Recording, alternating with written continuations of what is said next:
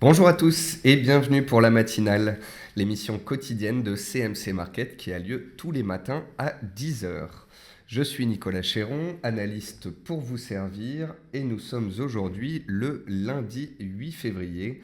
C'est le début de la semaine. Le titre que j'ai choisi, c'est un marché toujours sous pression car, comme nous l'avons vu, malgré une clôture dans le vert du Nikkei, malgré des ouvertures dans le vert pour les indices européens, et bien rapidement les vendeurs reprennent la main, enfoncent le clou et font baisser les indices. Il se trouve que suite à la publication du NFP de vendredi et donc des créations d'emplois américaines, les marchés américains ont reculé. Il n'y a eu que 150 000 créations d'emplois alors qu'on en attendait 190 000. Et nous allons voir que cela a fait reculer les indices américains vendredi. Pour l'instant, le SP500 et le Dow Jones restent relativement neutres. Néanmoins, en Europe, la pression continue de se faire. Comme tous les matins, voici un avertissement sur les risques concernant le caractère purement informatif de cette vidéo et les CFD. Je vous laisse en prendre note. Comme d'habitude, n'hésitez pas tout au long de cette présentation à poser vos questions.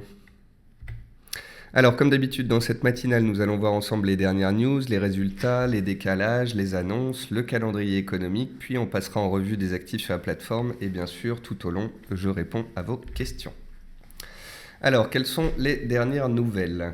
Les marchés chinois seront fermés presque toute la semaine. Donc, ils seront même fermés toute la semaine. Donc, nous n'aurons pas les marchés chinois qui, de nouveau, pourraient peser sur les indices. Je vous rappelle que les marchés chinois ont beaucoup baissé depuis le début de l'année. Plus de 20% de chute sur le Shanghai Composite. C'est quelque chose qui a fait pression sur les marchés boursiers. Donc, sans la Chine, on a un petit peu moins de pression. Néanmoins, comme vous pouvez le constater encore ce matin, la pression baissière reste présente sur les indices européens, comme elle l'est depuis le début de l'année, et ce malgré les discours des banquiers centraux jusqu'ici plutôt accommodants. Le NFP de vendredi a montré un recul de l'emploi mais des salaires en hausse. Le nombre d'emplois créés a été inférieur aux attentes. Il a été de 150 000 au lieu de 190 000, mais la hausse des salaires a été de plus 0,5%. Et ça, c'est une bonne chose afin de créer de l'inflation. Les Fed Funds anticipent une seule hausse de taux en 2016. Donc les Fed Funds, c'est un moyen de savoir si le marché anticipe une ou plusieurs hausses de taux en 2016. En fait, ce sont des probabilités de hausse de taux. Récemment, suite au discours de Janet Yellen, la probabilité d'une hausse de taux en mars est arrivée à pratiquement zéro. Elle est de 10%. Goldman Sachs, qui voyait encore il y a peu une hausse de taux en mars, s'est rétracté. Et donc, on n'attend a priori pas de hausse de taux avant l'été. La version au risque de vendredi semble oubliée pendant la séance asiatique. Néanmoins, alors qu'à 9 heures, les indices européens ont ouvert dans le vert, on constate qu'il y a toujours une certaine pression. Donc on va voir sur les indices comment cela s'exprime graphiquement.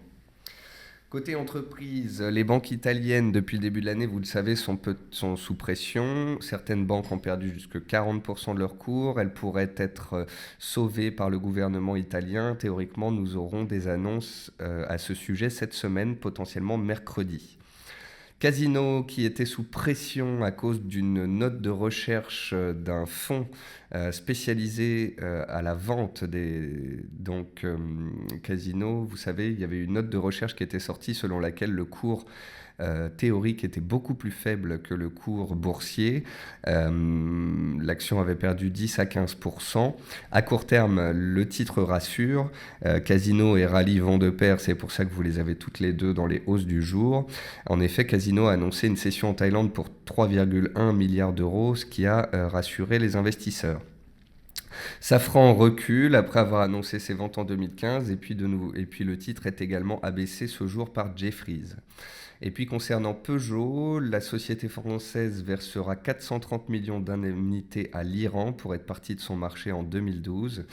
Donc vous n'êtes pas sans savoir que le gouvernement français a récemment reçu le gouvernement iranien, que de nombreux pays européens sont en train de signer des gros contrats avec l'Iran puisque les sanctions envers l'Iran ont été retirées, l'embargo a été retiré.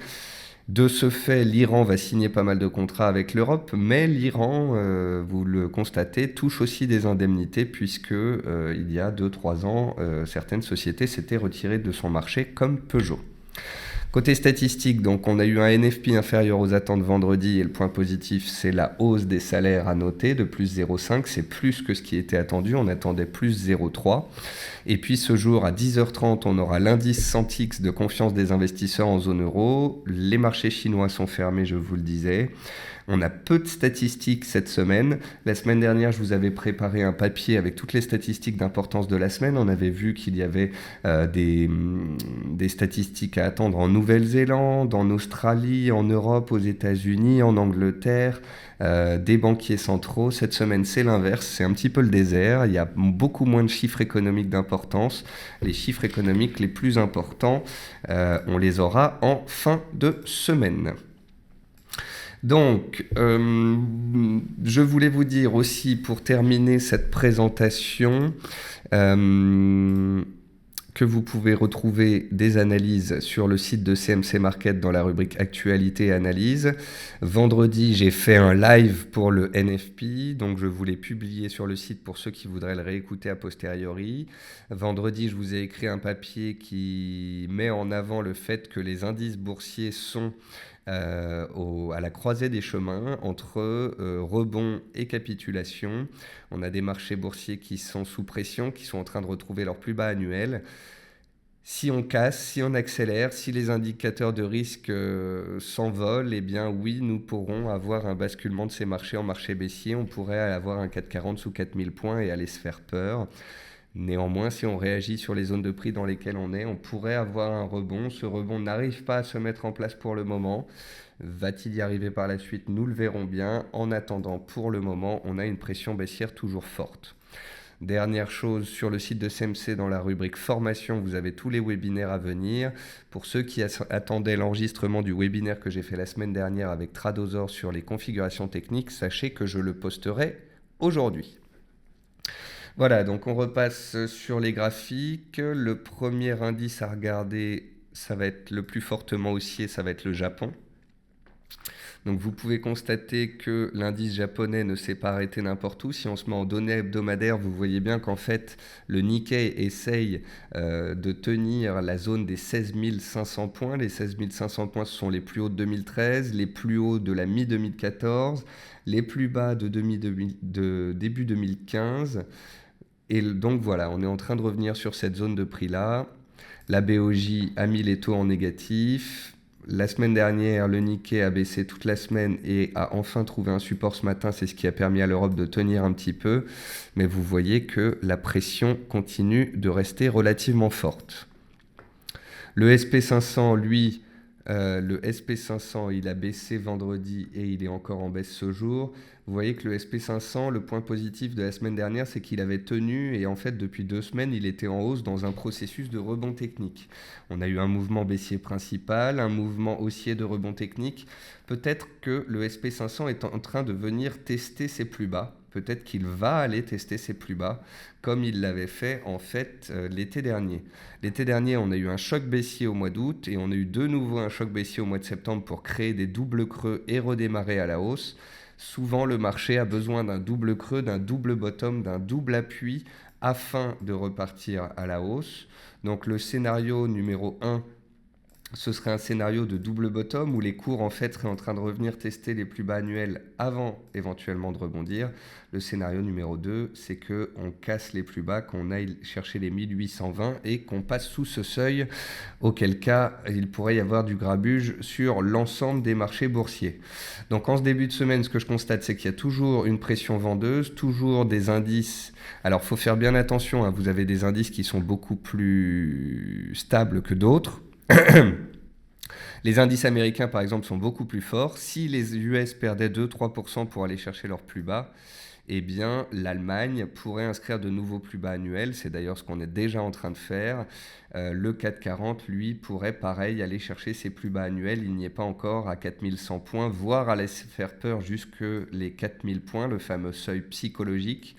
Donc vous voyez bien que ce n'est pas du tout la même chose.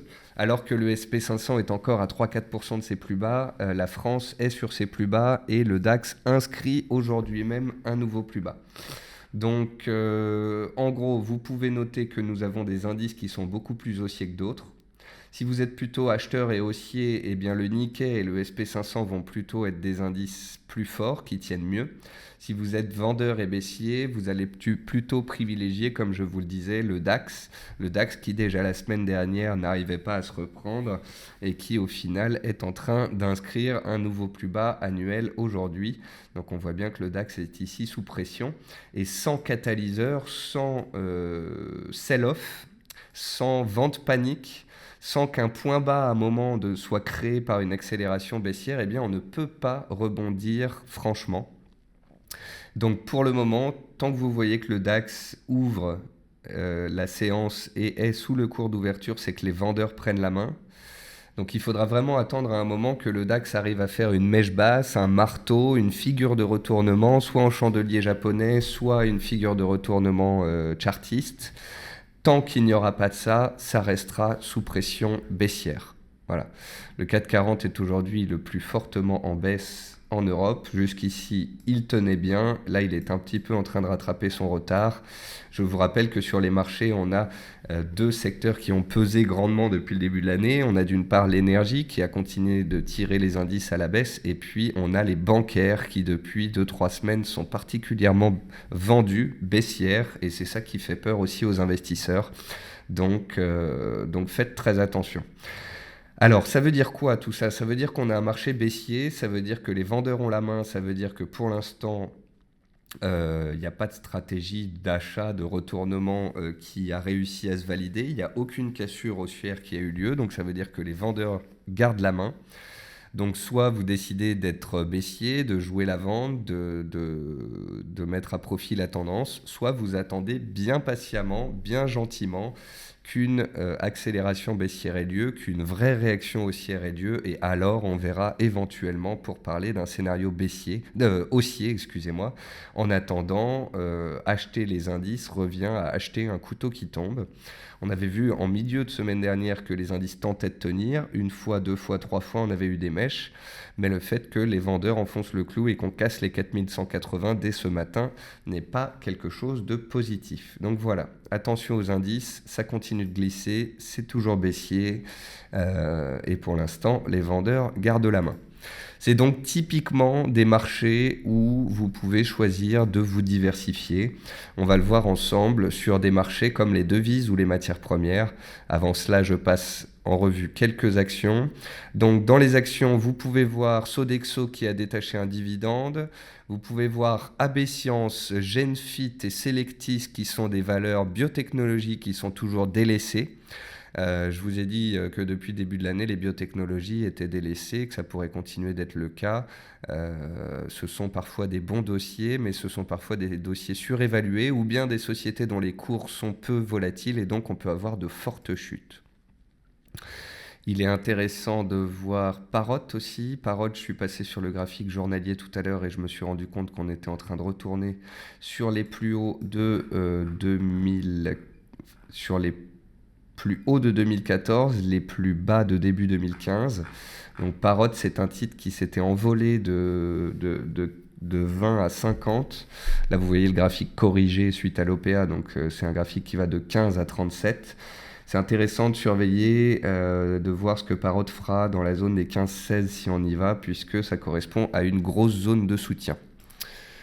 Zodiac, Airbus, donc tout ce qui est aéronautique, espace, ça rebaisse. Ubisoft, elle a été la star de 2015, mais vous voyez qu'en 2016, quand les acheteurs ne sont pas présents, c'est aussi un dossier qui est délaissé. Je pense qu'Ubisoft semble vouloir fermer son gap laissé ouvert à 21,40, ce qui lui laisse encore 1 euro de baisse, soit 5%. Après, on verra s'il y a réaction. Les actions à la hausse, donc bien évidemment, vous avez Casino Guichard dont on a parlé qui a fait une session, vous avez Pierre et Vacances qui depuis un mois se stabilise, vous avez Valneva qui continue d'annoncer des signatures avec des laboratoires de recherche chez GlaxoSmithKline, me semble-t-il. Vous avez Rally qui continue donc de tenter de rebondir tout comme Casino. Et puis, on a Technip dans les hausses, donc on a un petit peu de pétrolière, mais pas grand-chose. Donc vous voyez que là, les actions, à la hausse ou à la baisse, c'est plutôt des résultats d'entreprise ou des changements de notation qui les font bouger. Bon alors, ce que je vous disais il y a quelques instants, c'est qu'on a des marchés qui sont baissiers sur les indices, qui ne sont pas forcément simples à lire. Y a-t-il d'autres choses à faire peut-être plus intéressantes sur les matières premières ou sur les monnaies? Et je pense que la réponse est oui. Tant que les marchés boursiers sont sous pression, cela profite à la paire euro-dollar. La paire euro-dollar, je vous en ai pas mal parlé la semaine dernière. J'ai écrit sur Twitter à nombreuses reprises que c'était désormais fortement haussier. J'en ai reparlé ce matin. Vendredi dans l'émission... Vendredi, dans l'émission du NFP, on a vu ensemble que la zone des 1,11, 1,11,30 pourrait faire support. On est venu la toucher, on est reparti rapidement. L'euro-dollar est une paire qui, à court terme, profite de l'aversion au risque. Donc, si les indices baissent, elle monte. L'euro-dollar était dans un drapeau. On a eu un mât entre 1,05 et 1,10, puis une zone de stabilisation de 2 mois, puis une sortie haussière puissante. Tant qu'on sera au-dessus des 1,1050, en théorie, l'objectif théorique sur l'euro, c'est d'aller chercher la zone des 1,14, 1,15. Tout cela pour vous dire que si vous avez de la difficulté à vendre les indices, si vous n'arrivez pas à jouer à la baisse les indices, si vous cherchez d'autres actifs pour vous diversifier, parfois il faut aller chercher sur des actifs qui ont donné des signaux propres, qui sont potentiellement en tendance. Et il me semble que l'euro est parfait pour cela. Il est désormais en tendance, il a donné un signal puissant, il est réactif sur ses replis. Et pour le moment, donc au-dessus des 1,1050 et à court terme au-dessus des 1,1130, l'euro reste fortement haussier. Donc on surveillera cela. Des paires aussi qui profitent de la baisse du dollar, c'est l'AUD et le NZD. Alors l'AUD, je fais attention parce que l'AUD, vous voyez, il était dans un triangle. Il en est sorti par le bas. Ensuite, il y a eu beaucoup de signaux haussiers. Il a repris les plus bas. Il a fait un pullback dessus. Il est reparti à la hausse. Il avait tenté de réintégrer son triangle. Mais, vendredi, il est reparti à la baisse et il est de nouveau en dessous de son triangle. Donc ça veut dire qu'à court terme, on a une tendance haussière sur l'AUD. Le problème, c'est qu'il est sous résistance, donc il est un petit peu coincé. Je n'aime pas trop cette configuration. Je préfère le NZD qui est en tendance comme l'euro-dollar, qui est plutôt soutenu. Donc le NZD, pendant des mois, il a été baissier, puis depuis 6 mois à peu près, il s'est latéralisé, stabilisé, et ces dernières séances, grâce à de bons chiffres économiques et un recul du dollar, il était particulièrement recherché. Je préfère l'euro-dollar, mais je note que le NZD se tient bien également. On peut aussi regarder l'USD-Yen. Donc l'USD-Yen, il avait rebondi un petit peu vendredi. L'USD-Yen, n'oubliez pas que c'est un bon baromètre du risque. L'USD-Yen en données hebdomadaires est dans un range neutre entre 116 et 122. Il est revenu sur la borne basse de son range il y a quelques séances et la BOJ est intervenue et l'a fait repartir à la hausse. Malgré tout, il est de nouveau sur le retour du bas du range. Est-ce qu'il va y avoir assez d'appétit pour le risque afin de faire remonter les indices et de le faire remonter? Ou est-ce que la BOJ va de nouveau devoir lancer un quantitative easing pour le faire remonter? Ou bien au contraire, est-ce qu'on va casser les plus bas annuels, les fameux 116, auquel cas il y aura de la peur sur les indices, ça va entraîner de l'aversion au risque, ça c'est à surveiller. En tous les cas, pour l'instant, il est sur sa zone basse, il tient. Mais attention, si l'USD-Yen passe sous les 116, c'est qu'il pourrait y avoir du grabuge sur les marchés financiers. Et puis bien évidemment, puisque le pétrole rebondit, vous avez l'USD CAD, l'USD rouble qui consolide ce matin, le pétrole qui reste solide. On va regarder ça d'ailleurs tout de suite. Donc, je vous expliquais que vous pouviez vous diversifier des indices via les monnaies, via des configurations qui étaient un petit peu plus propres, via des configurations techniques un peu plus réactives. Je vais finir cette émission par les matières premières, parce que les matières premières aussi nous présentent des configurations attractives et ça vous permet un petit peu de sortir du trading des indices. où en ce moment pas mal de monde doit se faire des cheveux blancs. Donc le premier actif, c'est le gaz naturel. Le gaz naturel, on l'a vu la semaine dernière, on a parlé d'une zone de repli vers les 1,92, 1,95. Ça a été le cas. Puis il est reparti à la hausse vendredi et ce matin, il gappe à la hausse. Donc ça montre bien qu'on a trouvé un point bas ici. C'est intéressant de voir à quel point il y a eu un pullback propre sur la borne haute du canal baissier précédent et à quel point on est venu la chercher une deuxième fois avant de prendre 8% à la hausse. Le sucre brut, je vous en ai parlé pas mal la semaine dernière. Il était en train de construire une base sur un support et ce matin, il semble vouloir s'en extraire.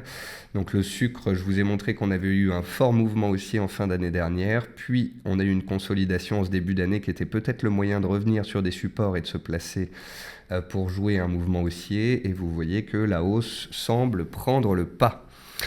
Et puis le pétrole pour finir, donc le pétrole a consolidé vendredi dans la lignée des indices, il est toujours au-dessus des $30. La question que je me pose est la suivante, va-t-on assister à un changement de tendance, à un changement de paradigme sur le pétrole ? Depuis 3 mois, le pétrole est fortement baissier dans un canal baissier. Ce qui a changé ces 2-3 dernières semaines, c'est des fortes hausses, des rumeurs, des spéculations sur des abaissements de production de la part des pays producteurs et puis un éventuel changement de tendance. Néanmoins, on constate que l'aversion pour le risque, que les chiffres économiques ou que le fait que l'Iran arrive sur le marché continue de faire pression sur le pétrole. Ce que je note, c'est qu'on a un petit peu latéralisé, qu'on est en train de neutraliser la zone. Donc, si le pétrole repasse rapidement dans les séances à venir sous les $29 et casse la base qu'il a essayé de construire depuis 3 semaines, d'accord, on aura une reprise de la tendance baissière et on ira chercher les plus bas annuels. Par contre, tant qu'on tient les 29, je pense qu'on peut opérer dans une sorte de range. Et si on arrive à tenir au-dessus des 29,50, 30 et qu'on arrivait à casser la MM 20 jours pour la première fois, alors on pourrait avoir un mouvement aussi en direction des 34 voire des $37. Ce serait une configuration intéressante à jouer, ce serait un mouvement autre que les indices à faire et ce serait en plus, si ça partait à la hausse, un soutien pour les indices. Donc voilà, pour l'instant, nous sommes dans des marchés baissiers sur les indices. Les indices sont toujours extrêmement lourds. On n'a pas de statistiques majeures en ce début de semaine. On ne va pas se battre à essayer de chercher le point bas sur les indices. Pour ceux qui voudraient jouer des scénarios aussi, on va attendre qu'un rebond, un retournement s'opère. En attendant, je vous invite à regarder soit sur actions, sur indices ou sur matières premières, comment vous pourriez vous diversifier.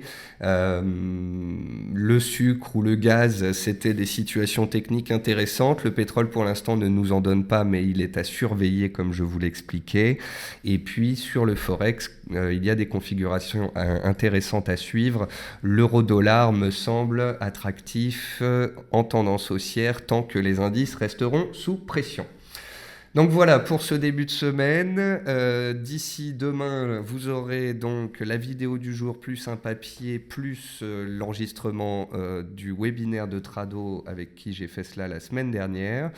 Vous aurez donc de quoi lire, regarder, écouter et apprendre. J'espère que tout cela vous convient, vous plaît. Merci à tous d'avoir assisté à cette matinale. Je vous retrouve demain matin 10h tapante pour faire le point sur les marchés. Et en attendant, retrouvez toute la recherche, les vidéos, etc. sur le site de CMC Market. Et puis suivez-moi sur Twitter.